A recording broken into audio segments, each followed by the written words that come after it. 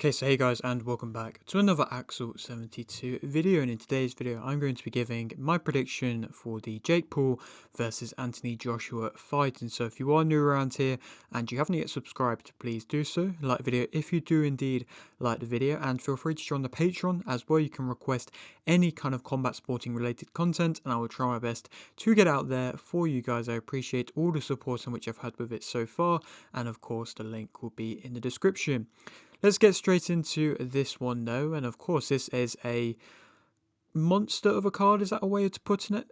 I don't know. I mean, there's a lot of world titles on it, and I'm going to be speaking through each and every single one of them in this video, as I feel like it kind of has to be with a main event and with it being on Netflix. I know that Jake Paul is trying to get in boxing's good books through promoting women's boxing a lot, which again, can be a little bit controversial if he is trying to benefit off, the lack of promotion of women's boxing and just trying to use that to make his name look a bit better.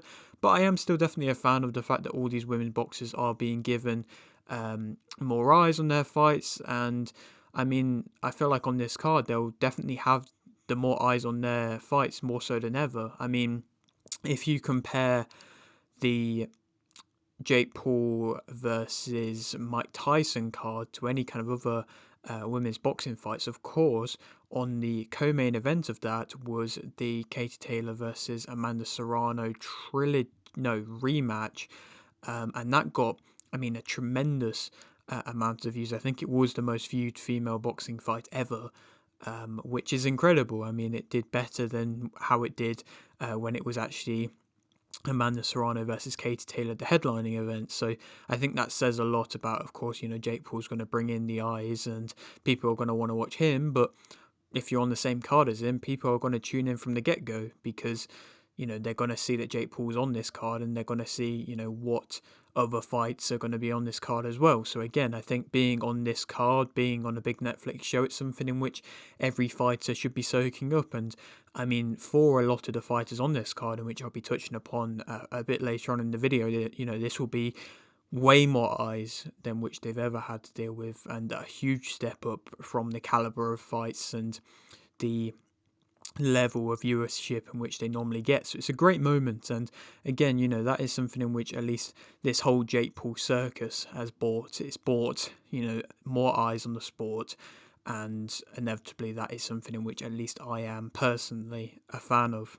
And to start off with the main event though, and this has to finally be the test everybody's wanting to see for Jake Paul, and it has to be. I'm like everybody who was annoyed to see that Jake Paul was set to fight Gervonta because of the severe height difference and the fact that Gervonta hasn't really got much of a will to box properly anymore. He didn't want the Roach rematch, and I mean, from the sounds of it, from what I've been hearing from sources, he may be about to retire. So again, why fight a Gervonta Davis who, yes, Gervonta has been an amazing boxer and has been able to do great things with this in the sport, but when he's on the back end of his career, and not to say he's really that old, I was surprised to hear that he is on the back end of his career because, like I say, he's not that old and he could have gone and got a rematch with Roach, but just coming off that Roach performance, which was a weird fight in itself, and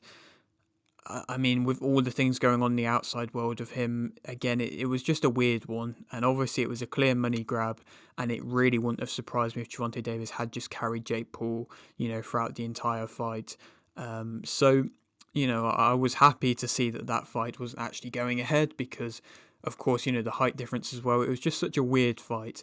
And obviously, yes, this is a very strange fight as well, but Anthony Joshua, yes, is on the back end of his career, to be fair as well, and probably, he's older and he is probably in a worse position in his career than Gervonta Davis, coming off a bad TKO loss. But at least, first of all, he's a better size for Jake Paul, where there is a lot more risk. And of course, you've got to give credit to Jake Paul for showing the courage and having the balls to actually go in there against an Anthony Joshua. Well, again, we hope so if this is the test in which everybody is expecting it to be. But also, Joshua has a contract with His Excellency, and that is something in which I've been thinking about and has made me think this has to be a good performance, because if he'll probably be making more money with this contract with His Excellency, possibly, than the fight with Jake Paul. Again, I'm not certain, but nonetheless, it will still be great money. And of course, there's the talks about the Joshua Fury fights, and so he'll have a 2-fight deal with His Excellency next year if he's able to get through this. And I imagine if he loses this, that will all be gone. And I mean, I don't think he would be willing to jeopardize them fights with His Excellency and the possibility of the Fury fight with it. Obviously, we've heard about talks about the Fury fight for years, but again, possibly this could be the closest in which it's ever been. And to be fair, I mean, both of them coming off a defeat, it probably does make more sense than ever, to be fair. And so you would like to hope that he wouldn't be jeopardizing them fights with him losing this one, or even carrying Jake Paul to a poor points win. I mean, if he goes to a points decision versus Jake Paul and doesn't turn up the tempo and doesn't do anything, then that just really kind of takes away the hype of seeing Anthony Joshua fight. And if Anthony Joshua, he's meant to have a fight before he fights Fury. He's meant to be fighting, in February, March time. So first of all, he can't be affording to take any damage, and second of all, I mean, he can't really have a boring points fight, because so many people are going to be watching. If we watch an Anthony Joshua have a boring points fight versus Jake Paul, then nobody's going to want to watch Anthony Joshua against a lesser known heavyweight who is going to try and get Anthony Joshua a bit more, a few more rounds and get him back going again to then face a more elite level heavyweight in Tyson Fury. So it should be what everybody expects, or everybody wants it to be. But again, of course, we will have to wait and see. And I mean, I think this is branded as a bit of a win-win for Jake Paul. Even if he gets stopped in a round, he can just say Joshua was a former world champion. Then Jake Paul can return to most likely just fighting former MMA fighters, or probably even a Tommy Fury rematch to get the excitement around his name again. I mean, if he's able to possibly lose this one, I'm sure Tommy Fury would still fight him, because Tommy Fury has no options of any exciting matchups for him, and he's not good enough to be able to get into the real hierarchy of the cruiserweight division. So he probably would just accept a Jake Paul rematch still. So if Jake Paul is able to rematch Tommy Fury, I mean, even like I say, if Jake Paul gets knocked out in a round, he can just say, Anthony Joshua was so much bigger than him, he's a former world champion, everything like that. So he, can still create a bit of hype for then a Tommy Fury rematch, which I think would always be there. Or, like I say, fight a former MMA fighter to then regain some excitement around his name. We didn't really learn much from the Julio Cesar Jr. fight, which I kind of expected. I mean, I thought we wouldn't, as Cesar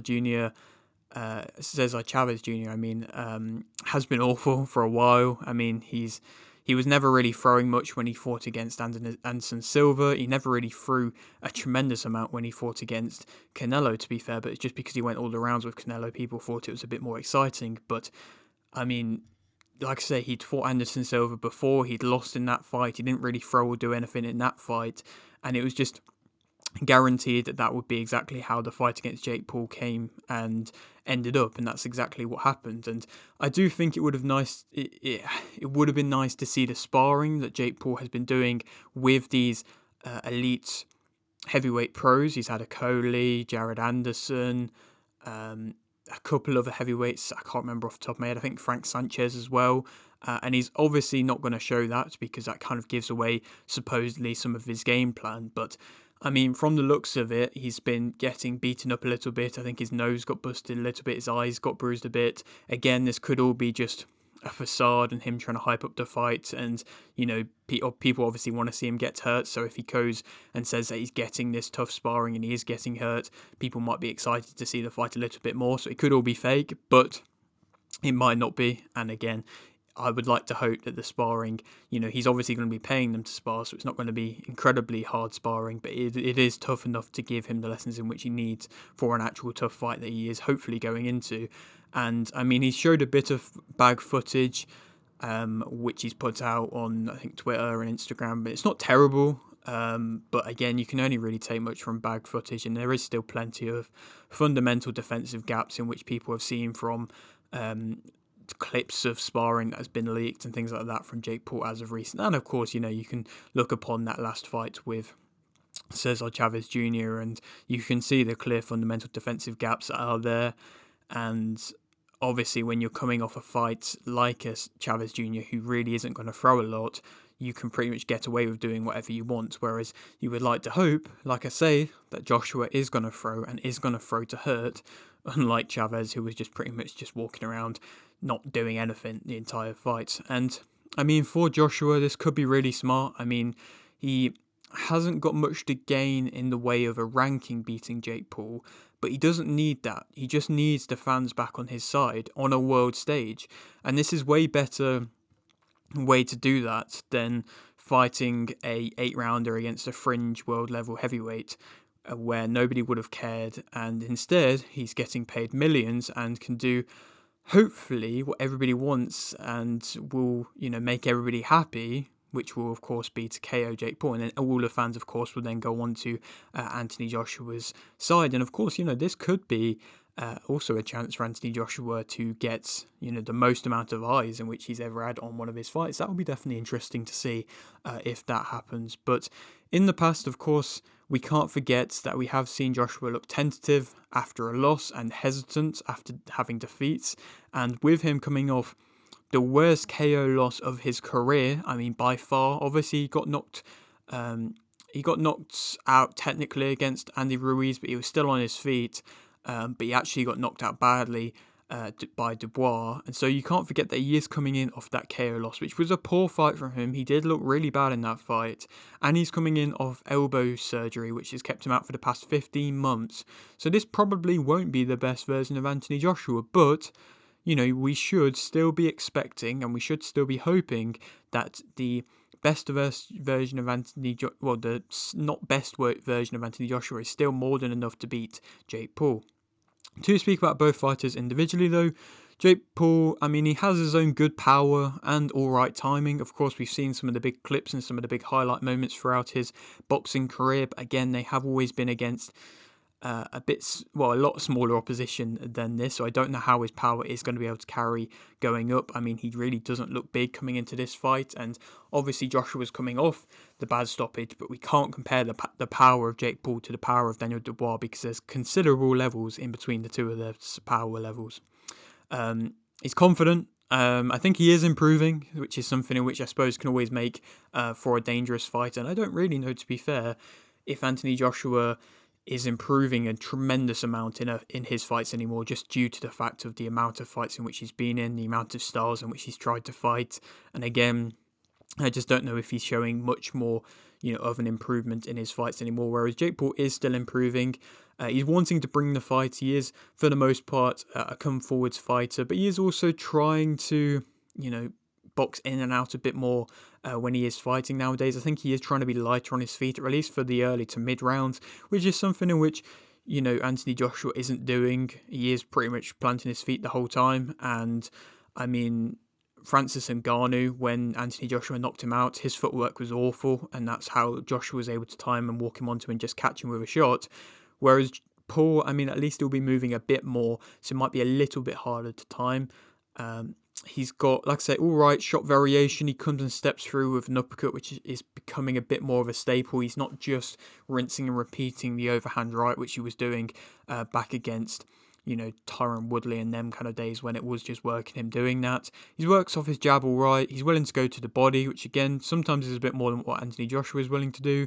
He's relatively explosive and he does turn into his punches and he steps into his shots to create a bit more of a snap and to, like I say, come in with a little bit more power.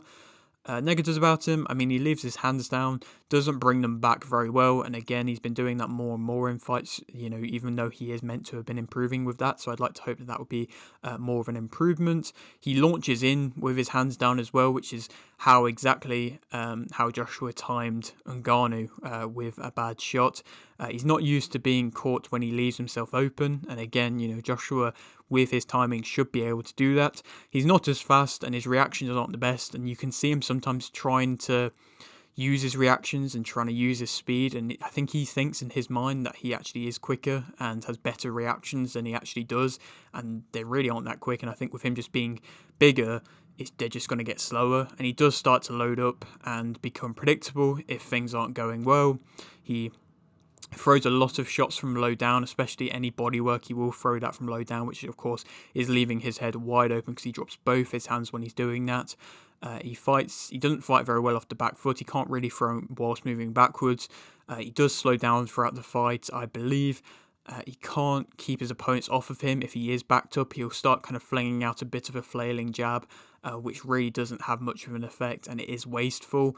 There was a tiny bit at the end of the Chavez Jr. fight where Chavez Jr. actually did start to turn it up just for like a final 10-15 seconds, and I mean, if he would have just done that for a little bit more of the fight, it could have really actually, had more of an effect, because he did have success when he did, but, there was that time, and Jake Paul was on the back foot and he was trying to use his jab and it just wasn't doing anything to actually, deter Chavez Jr. And again, if he gets, well, he probably will be backed up from Joshua just from the sheer presence of him, because I don't think Joshua will be taking a backward step from Jake Paul. And then again, we'll have to wait and see if we can see a version of Jake Paul that can suddenly box off the back foot. Speak about Joshua as a fighter. I mean, typically he holds his shape pretty well. But then again, he doesn't always. Sometimes when he steps into his shots, it does kind of square him up a bit, and then he can get caught off balance. And I think he got caught off balance, when he got dropped by Andy Ruiz. But typically he does, start to hold his shape pretty well. He's actually pretty accurate. I think his accuracy has improved as he's become a bit more, or at least tried to become a bit better of a boxer. And I also think he's improved in bringing his shots back to his guard, which is again a nice fundamental in which he never used to really have when he was just the aggressive, exciting fighter. So again, there are benefits from the style in which he's kind of started to possess. His timing is good. It's not, bad at all. He aims to punch through you. He's composed for the most part. I mean, I think he has heart. Obviously, his chin has now been tested, and again, possibly we could see some weaknesses in that chin, but I just don't know that Jake Paul will be able to, show that, land with enough power to damage him. But he does have heart. I mean, he got knocked down badly on multiple occasions with his ankle basically snapping almost, his ankle being rolled as well against Dubois, and he still kept trying to come back for as long as he could, and almost got Dubois out of there. But then Dubois, of course, landed a real devastating shot. And to take that many power shots from Dubois clean on the chin and go down and come back up on multiple occasions, it of course does show heart. He's a very strong power puncher. He doesn't really need to land cleanly. I mean, when he knocked down Ngannou with the first shot, it was pretty much just a jab that he landed on him. He steps into his punch as well. He sets off his jab well. He aims low often to come high, which again, something in which I'm sure Jake Paul hasn't really had to deal with too much. He picks his punches well. He's got good timing, like I say, when he can walk you onto shots. He also is really good at, I feel, finishing fights when his opponent is hurt. He is good at that because, like I say, he doesn't really need to land too much to be able to actually get his opponents out of there. Negatives about him, I mean, there are quite a few from that last performance against Dubois. I mean, he's very tense a lot of the time. He can be hesitant. He can wait too long. Of course, these are all the effects in which we saw kind of post-Usyk fights with Joshua. He's one-dimensional for a lot of the time with his punch output. Again, he has to kind of land that shot, that overhand shot that he trains often. But if he can't land it, then the variation then is very limited. When he fought Wallin, that variation actually did improve, and he did actually look a lot better. But then he went back to the Ngannou fight, which obviously he didn't need to use much variation, but he was just trying to set up that singular shot, and it worked for him in that fight. But then when he fought Dubois, he was trying to set up that single shot again, and it really just wasn't there to, land upon. He may need time to grow into the fight, possibly. He's obviously being hurt now. He can walk onto big shots himself. He can be a big target to hit. And I mean, again, possibly Jake Paul could work to that body a little bit. He doesn't fight on the back foot that well himself, but I just don't feel like Jake Paul's going to be able to back him up. If he can't get his timing down, he can become frustrated. He can lean in quite a lot. He stands tall. If he's not leaning in with his punches. If he misses the single shot, he doesn't always know how to follow it up that well, and he can then just kind of smother his work and step in. He doesn't like to fight in close that much, and I think he doesn't like that high output, fast-paced type of fight. But I also think Jake Paul does like to fight at a bit of a range as well, and he needs that space to work, which I think Jake Paul will give him, and he does go back in straight lines for the most part. Who do I think will win? I mean, again, it's difficult to say because this has to play out in which, if this plays out as everybody thinks it should, and I agree, Anthony Joshua knocks him out within the first 3 rounds. If it doesn't, and it then I don't know. I mean, Anthony Joshua could possibly take him the full distance if, Anthony Joshua looks awful, and, then you have debates being sparked about if fights are, staged or not. Again, I'm not saying anything about that, but it should be an Anthony Joshua knockout in the first 2 rounds. I mean, I think he's going to back up Jake Paul. I think Jake Paul's going to not know what to do, being on the back foot with his, guard down. I think Anthony Joshua is going to punch through him and completely blast him out of there. Again, that's what I'm going to say. An early stoppage for Anthony Joshua. And then hopefully, if we can go on to fight next, I mean, it could be Fury. He could just wait and possibly try and get a Fury matchup and not try and fight another fight next year. And that wouldn't surprise me. Or he might want a big fight in Africa, which I think he's talked about doing a few times. So there's a few fighters that probably would be willing to do that. A Lawrence Okoli, a Bakoli, a Fea Jagba, even a Deontay Wilder possibly could fight there. They're all matchups that are there to be made. I mean, I would still want to see probably a Deontay Wilder fight, even if, Deontay Wilder is pretty washed himself at this point in his career. Again, I'd be excited to see all of them fights. Moving on now to the co-main event, and this is Alycia Baumgardner versus Leila Beaudoin for the IBF, WBA and WBO super featherweight titles. And with the super featherweight division at the moment, it is tough if you're in Baumgartner's position and want to stay in the division. I'm sure she does want, on paper, tougher, bigger names to fight, but there just isn't really that many about in the division at the moment. But I hope if she wins this fight, then she'll go on to fight in another division or welcome up possibly an Amanda Serrano, possibly to, make it a big fight there, and maybe, that could be Serrano's last big fight of her career before she might retire.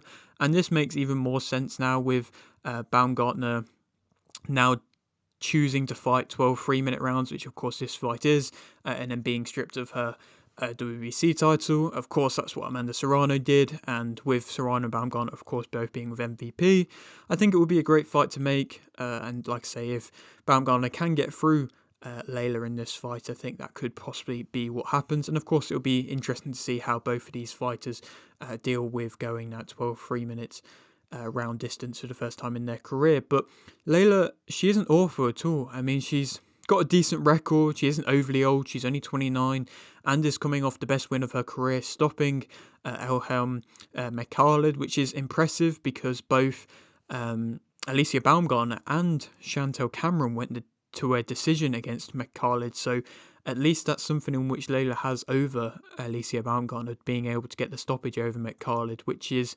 definitely impressive. This is her first time fighting on a big American platform show. She's the first time fighting in America.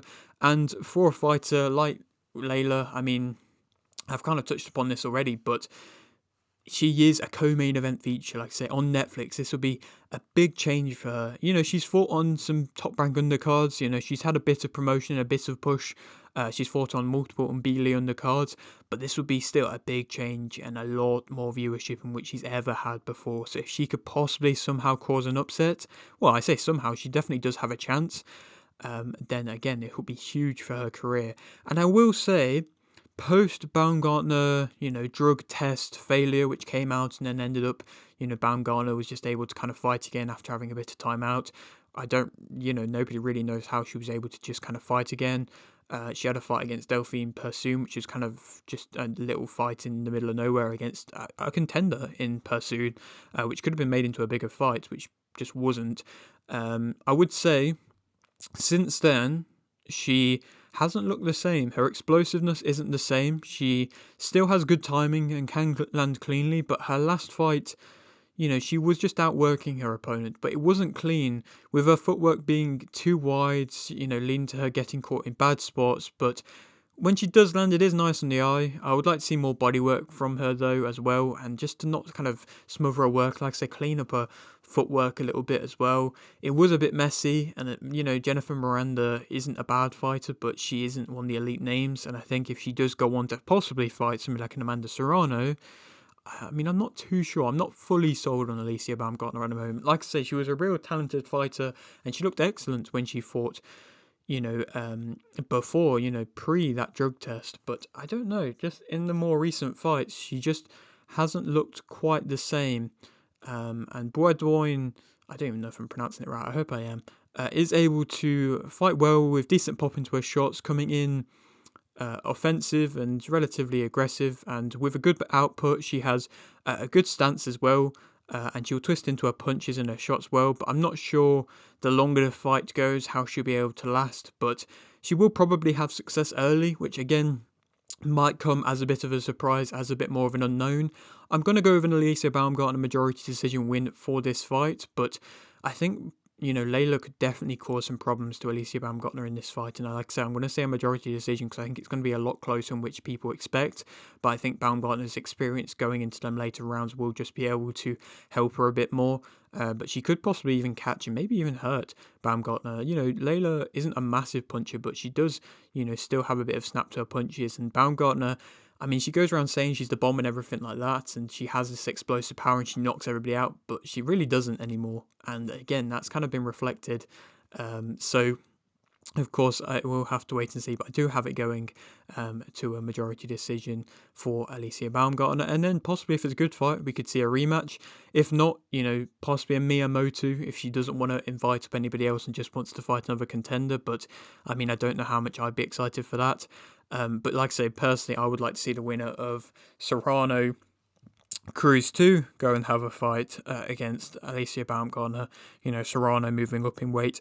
I could definitely see her having some success moving up in weight against the likes of a Alycia Baumgardner. When, of course, Serrano has moved up in weight on multiple occasions to face Katie Taylor.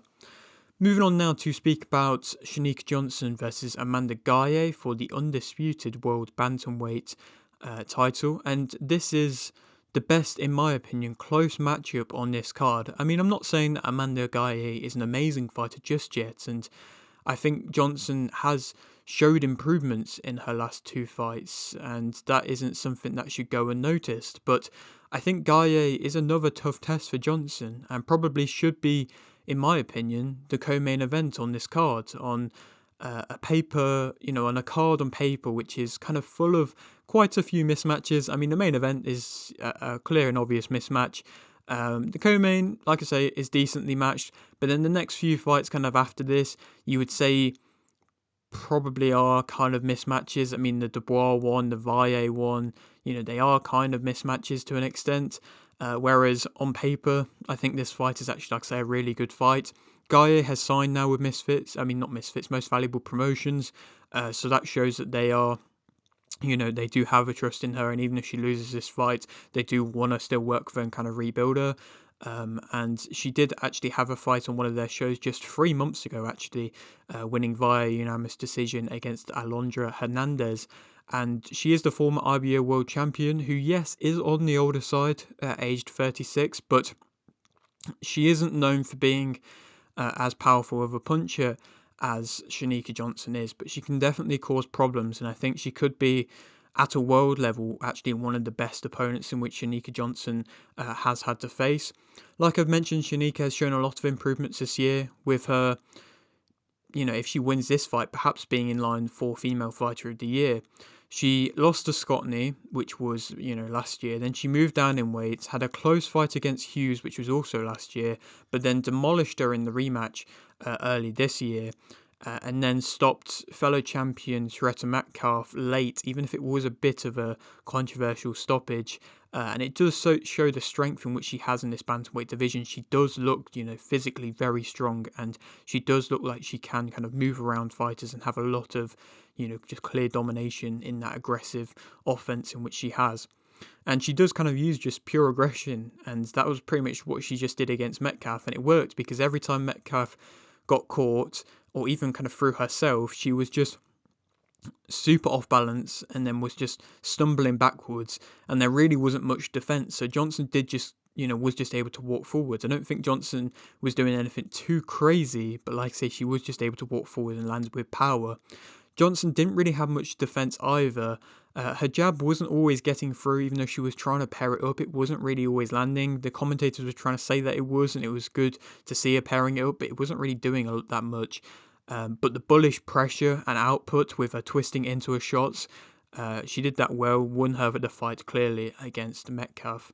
And Galle, I think, moves a lot better and is defensively a lot more compacted than Metcalf. She is able to deal with pressure fighters, which her last opponent was, obviously not to the same extent as to that of Johnson, but was an aggressive fighter. And she is able to, like I say, deal with the pressure fighter, catching and throwing in combinations of her own and then stepping off well. I think she will be able to do this for longer when Johnson gets tired onto the front when she is just being on the front foot. Johnson, I think Galle will accept the back foot, but I think Johnson will come on the front foot and probably get tired onto the later rounds. And I think Galle will actually be able to land nice to the body. I mean, I don't think Johnson really threw that much to the body against Metcalf. Like I say, she didn't really need to, but I don't think Johnson is always willing to work to the body that well. And I think if Galle is able to catch some shots early and then respond back with her own, then step off, she could showcase Johnson having a bit clumsier footwork on the front foot and, like I say, squaring up, and then some defensive vulnerabilities can be shown a bit more. Because Galle, I think, is actually like I've touched upon, a very skilled fighter, and I think I'm going to go with an Amanda Galle win via another majority decision. Possibly this one could be a unanimous decision, but again, through the clear aggression that Johnson has, it could make a couple of rounds closer. I think, like I say, Galle probably will be the one on the back foot, but I think she'll be compact, she'll have a better stance, she'll be able to know when to throw when Johnson does try and after Johnson tries to throw a few shots. I think Galle will work down to the body nicer, and then, like I say, as the fight goes on a little bit more, I think Galle will grow into the fight more and more, whereas I think Johnson will slow down a bit more if, she can see that the shots aren't coming, because I mean, the last two opponents of Johnson's have been two just high output fighters who, are wanting to try and stand there. Whereas I think Galle will try and move off better and will be able to deal with the pressure better, like I've touched upon. Then who she can go on to fight? I mean, possibly a Cherneka Johnson again. Obviously, she's coming off the year in which she's had. And if it is a close fight and an entertaining fight, again, possibly that could happen again. If not, I mean, the bantamweight division, there's not too many great names. I mean, an Angelina Lukash is a good name from Kazakhstan, I believe, or Joanna Wonyu is a good name from France, who I think has actually got herself in a mandatory position or an interim position. I'm not entirely sure, but nonetheless, like I said, there's a couple of good matchups there for Amanda Galle if she does manage to pull off this, what would be quite a big upset. And I think this probably would be the big possibility of an upset on this card if you are to try and be betting on this card. Moving on to speak about the Caroline Dubois versus Camilla Panatta fight, which is, of course, for the WBC World Lightweight title. And again, we have seen another big hit to the boxer stable with one of their biggest names, their biggest female fighters, with a lot of potential, who boxers have spent a lot of time building, leave them just like that. And Caroline Dubois has done that. And I understand it, because it is about time that we see Dubois' career stepped along a bit. I mean, hopefully this is going to be setting up for a world title unification against Terry Harper, who is now signed with MVP and has been calling out Dubois for a while. And I mean, if I'm in Dubois' position, I don't blame her for joining MVP. I mean, when you see your Terry Harpers, you see your Stephanie Hans, your Holly Holmes, they've all joined with Most Valuable Promotions, and they're the best names in your division, bar and Elif Turhan, who, of course, is with Matchroom as well, who Boxer doesn't even get on with anyway. So if you are a Dubois who is wanting to test themselves and actually beat up and have chances against some of the other champions, then you have to go and be where the champions are, and that kind of is how it works. And I just don't think, with the way that Boxer are going at the moment, that would have ever have happened. I think they're going down more of a British route, whereas, MVP are going a bit more down of a world level kind of route, especially with women's boxing. And so Caroline Dubois, it makes sense as to why she joined with Most Valuable Promotions. And even though this isn't a big step up, I mean, it isn't really any kind of step up, I was hoping for Dubois to be in a bit more of a step up, but it's nice to see her on this much bigger show than Boxer ever put her on, even if it is lower down on the card. I mean, she's been on co-main events of Boxer shows. I think she's also had one or two main events herself, but she's been on a couple of the all-women shows in which, or at least one of the all-women shows in which Boxer did, and they were good, but these are going to, this Netflix, like I've talked about, level will be so much bigger for her. Her opponent, Panatta, probably isn't deserving of a world title fight, having had a close fight against and losing against Emma Gongora not that long ago. But it was a close fight, and before that, she did beat an unbeaten Mexican, and she was 9-0 before that Mexican that she beat. And I believe Dubois has known about this fight for a while, but it wouldn't surprise me if they didn't ask Panatta till a week or so ago when Dubois actually announced that she'd signed with Most Valuable Promotions. Just, to possibly kind of say that possibly um, give Dubois that easier kind of opponent to, get her back in the winning column, especially because Panatta also fought just under 4 months ago to get herself back in the winning column. So I don't know if she was, she would have been training and prepared, but she could have just been having a bit of, downtime after her win and only just started getting back into the gym. So I just don't know if this is even going to be the best version of Panatta in this fight. Dubois, I think she's shown improvements in her last 2 fights, but at the same time, there are still defensive weaknesses of, for the most part, just not respecting her opponents and planting her feet too often in range, and that can lead her to getting caught and also kind of gassing herself out a little bit. And in the back end of her last fight, I think, that happened, and I think, she took some damage from, she fought Mi Shin in that one, and she was dominating the fight. She was looking really good. And like I said, that could have been going on to the best performance in which we've seen her have. And then all of a sudden, she kind of took a shot in the 9th round. And then in the 10th round, she was just trying to stand and trade. And she looked like she could have been out of it. If Shin was a stronger puncher, if Shin was a Turhan, then, she really could have been in trouble. And again, that possibly says that she's not quite ready to go into the big fights just yet. But again, other than a Turhan, the other champions aren't the most powerful of punchers. So again, it's another reason why it makes sense why she's moved towards a Most Valuable Promotions as well. But I don't think Panatta throws enough to be able to damage Dubois. She accepts the back foot position. She has good movement, but doesn't commit to enough. She doesn't do much damage, making her fights against fighters who are on the front foot hard for her to win because, like I say, she just isn't always doing enough, even though, like I say, her movement isn't that bad. So Dubois is going to have to follow her around a bit. I would like to see her actually cut off the ring quite well, which she can do, but she just doesn't always do the best, and she does start to follow her opponent around a bit. But this has, like I say, another chance for Dubois to be able to showcase her skills now on a bigger stage, in my opinion. And then I think she's going to go on to a relatively comfortable unanimous decision win in this fight.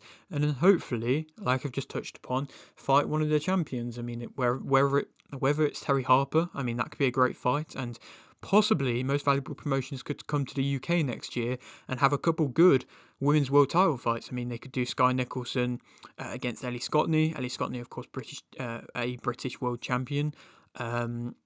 Caroline Dubois against Terry Harper. Chantel Cameron could be on that card as well. Savannah Marshall, she could be on that card as well, trying to make a comeback. There's plenty of fights in which they could do on that card.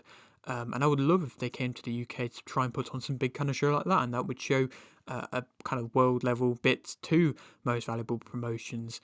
But if not, maybe a hand versus home winner. If Caroline Dubois wants to fight probably the biggest name in Holly Holm.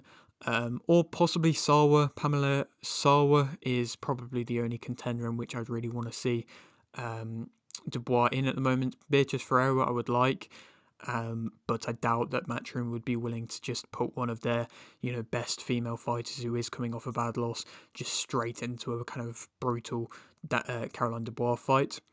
Moving on now to speak about the Yokasta Valle versus Yadira Bustillos fight for the WBC World Minimum Weight title. And I'm quite surprised to see that Golden Boy were willing to let go of Valle, or maybe they got outbid for a new deal, but Golden Boy had been working with her for a while. And I will say post the Estrada loss, the promotion and push of Yokasta Valle did drop a bit, but they still gave her the chance to win a world title and defend it against a decent name in Marlon Esparza last time out. But again, the promotion did drop a little bit. Obviously, it's because she was coming off a defeat, and even when she became a world champion again, she had to do it on a random kind of much smaller show. But then, like I say, she was then welcomed onto the Farmer Zepeda undercard where she was main card, but low down on the main card, pretty similar to like she is here. But she's still, like I say, been a big name with Golden Boy fights, and she's been around for a while with Golden Boy. So again, it is surprising to see that they did let her go, and she now has officially signed with MVP herself. And I mean, it does kind of make a little bit of sense as well, because she is now on the same promotion as her sister, which, like I say, does make sense. Even if her sister isn't quite at the same level as Yokasta just yet, she is coming off a loss. But it can, help boost her profile. And if we keep the fighting families together under the same promotion, that's normally quite good as well. And I mean, she is, like I say, already a big name, who was on a great run as a champion before the Estrada fight. And like I say, when Estrada retired, she was able to pick up the WBC belt again with quite a lot of ease and quite quickly as well, which was, again showing that she was the best out of the rest to an extent. She just wasn't better than Estrada, but probably in the division she has kind of shown herself to be the best at the moment. But there is some other good fights there and around.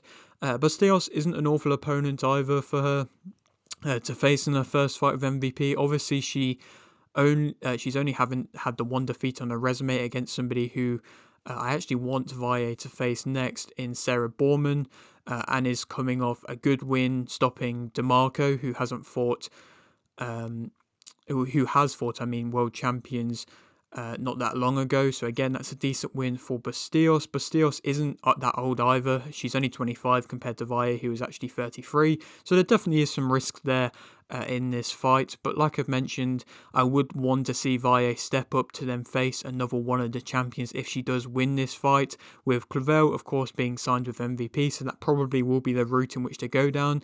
And maybe they'll do a little face-off if Valle wins this fight.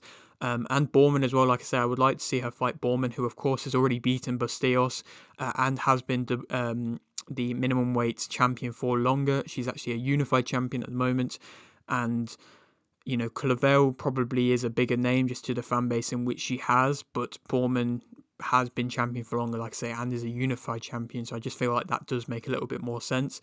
But I mean, I do think stylistically this is going to be a good fight. I think they do both throw a lot and are both willing to trade, and Bustillos probably will and probably does throw more variety with a little bit better control than that of Valle. But I mean, with Valle, I've always been a little bit unsure at times how she's been able to make fights kind of go so dominantly in her favour, but she just has such a good output in bursts that are just so hard to deal with the fast hands. And I think Bustillos, who hasn't got the best defence, just won't be able to outland her, and she will, get outlanded by Valle. The main way to be able to beat a Valle is through good defense whilst having good offense. So, being able to be quite compact and also having the cleaner offense, because Valle is quite wild and quite swingy, but it's fast. So when Estrada fought Valle, she was able to use the tight defense and then was able to come in with the shots coming in through, the wide shots of Valle, and then landing cleaner off of that because there was the gaps there from Valle throwing so widely. But again, I just don't feel like Bustillos will be able to do that. And like I said, I just don't think Bustillos' defense is all that good. She keeps her hands quite low for the most part. So I think Yokasta Valle is going to win this one via a pretty comfortable unanimous decision, which again could possibly play into a bit of an entertaining fight with a high output from both fighters. And then, probably will be the Clavel fight, because of course Clavel has already signed with MVP and she's IBF champion. Like I mentioned, I would prefer the Borman fight with her being WBO and WBA champion, but there's also Ishikawa, who is WBC interim champion. I don't know what's happening with her. She hasn't fought in a while, but she is still technically WBC interim champion. I don't know why they made a WBC interim belt for this title, but she is, and she's a Japanese fighter, but she's been fighting out in Thailand, and she's actually been knocking out everybody. Again, the level of opposition isn't really the best, so you can't read too much into it, but she has been getting a lot of knockouts. So again, there's a little bit of a narrative there, I suppose, to sell that fight as well, maybe. And the final fight which we're going to be speaking about on this card is a bit more of a fun one. It's Anderson Silva versus Tyron Woodley. And as a boxing fan, I'm actually more interested in this than I was for what was actually set for the Gervonta Davis versus Jake Paul in the card, which was Anderson Silva versus Chris Weidman, the trilogy, which does, of course, have a good storyline. But Weidman had come off multiple losses and has never boxed professionally before, whereas Woodley obviously got KO'd badly against Jake Paul last time. But I think he is, you could make a bit of an argument. I mean, Woodley is a world champion for a while, Weidman was a world champion for a while, but Weidman made most of his name off Silva, whereas Woodley kind of had his own name that he, built himself from being a welterweight champion. So I would say possibly, Woodley is the bit more famous of a name as a former UFC fighter, and also had a competitive boxing fight with Jake Paul the first time round. People forget that because of how bad the knockout was the second time, but he did have a competitive fight, and probably, bar the Tommy Fury fight for Jake Paul, I actually think, well, and, the Deji one, which is, technically amateur Jake Paul days, I think Woodley's first fight with Jake Paul did actually give, Paul some problems. So you could argue that it probably is one of his toughest fights that Jake Paul's had to have, that first fight with Tyron Woodley. But you can also perhaps make a debate with this fight if Woodley is to beat Silva and Paul is to lose to AJ, that Paul is obviously, he is heavily handpicking his opponents, and I mean, it's just to say basically that Jake Paul, when he went from Woodley to Silva, to in that kind of order, he shouldn't have done that because, I mean, Anderson Silva isn't really a step up. Woodley is better of a boxer than Anderson Silva, but again, it's a little bit of a debate in which you can make, but again, I suppose it doesn't really matter too much. But you do have to say credit for Woodley for taking this fight on short notice as well. I have to say, not boxing for quite a while, and like I say, coming off that bad stoppage. Of course, Silva isn't coming off as bad of a defeat to Jake Paul, but he did get dropped himself, and he probably did get actually beaten up quite a bit more. But again, he used his movement to not actually get caught a tremendous amount cleanly, other than when, of course, he got dropped. He is, though, the one with more boxing experience, having, of course, fought Chavez Jr. himself before Jake Paul, and then also KOing an awful Tito Ortiz before that, and having, he's had a couple of boxing fights now.